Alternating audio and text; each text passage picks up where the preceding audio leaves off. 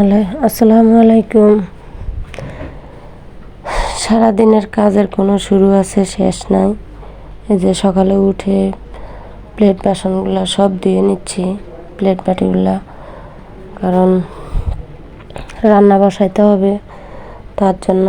আর কিছু চুলা বেসিন এগুলো সব মোছামাছি করতে হবে, আজকে পরিষ্কার করতে হবে। খুবই নোংরা হয়ে রয়েছে, যেটা বলার মতো না। আজকে কয়েকদিন বৃষ্টি, তার জন্য ভালো করে কিছুই পরিষ্কার করতে পারতেছি না। তারপরে এর ভিতরে আবার চারিদিকে পানি, ঘর ভিজে উঠে এমন একটা পরিস্থিতি। আর আমার কিচেনটা একদম ছোট বললে হয়, একদম পুরো দুইজন মানুষ কোনোভাবে দাঁড়ানো যায় না। তারপরও চেষ্টা করি মুছে মুছে বা ধুয়ে পরিষ্কার রাখার জন্য।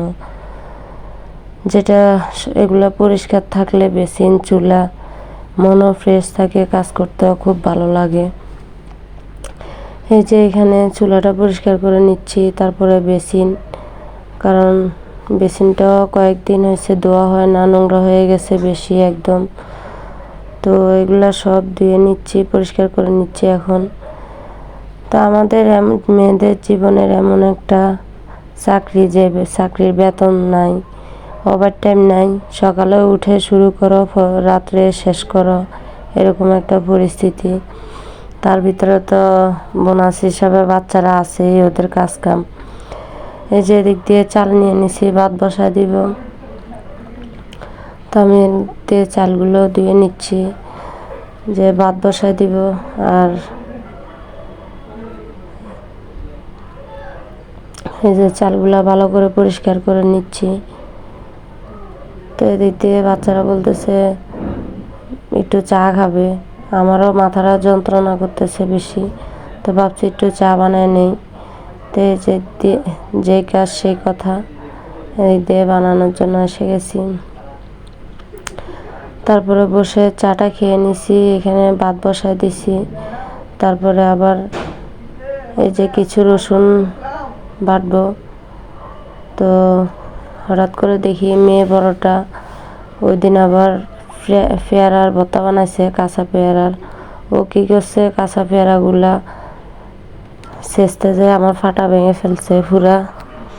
তো এখন কি করার আছে, আর এখানে রসুন নিয়ে বসে গেছি সবাই মিলে, রসুন চুলবো। মেয়ে বড়টা 5 গেছে, বড় মেয়ে 5 এখন আমি 2 বাচ্চাকে নিয়ে রসুন চুলতেছি বসে বসে। এই যে এখন ব্লেন্ডার করে নিব। তো এদিক দিয়ে ব্লেন্ডার করা শেষ, এখন বক্সে ঢুকাই নিব এগুলা। ঢুকায় তারপরে ফ্রিজে রেখে দিব বক্সে ভরে, কারণ যাতে 1 সপ্তাহ অন্তত যায় এগুলা। তো যে এগুলা এভাবে ফ্রিজে রেখে দিব এখন। তো এখানে ওর বাবা কি করছে, আম নিয়ে আসছে আসার সময় দুপুরের পর দিয়ে, দুপুরবেলায় নিয়ে আসছে। তো পরে ওদেরকে বলতেছে আগে আম কেটে দাও। তো আমি এদিক দিয়ে আম কেটে দিয়ে ওদেরকে রান্না বসাইতে চলে আসছি। এখানে কিছু মাছ নিয়েছি, কাঁচা ভুনা করবো আজকে। আমার থেকে ভালো লাগে এটা খেতে অনেক। তো আজকের মতো এখানে বিদায় নিচ্ছি। সবাই ভালো থাকবেন, সুস্থ থাকবেন।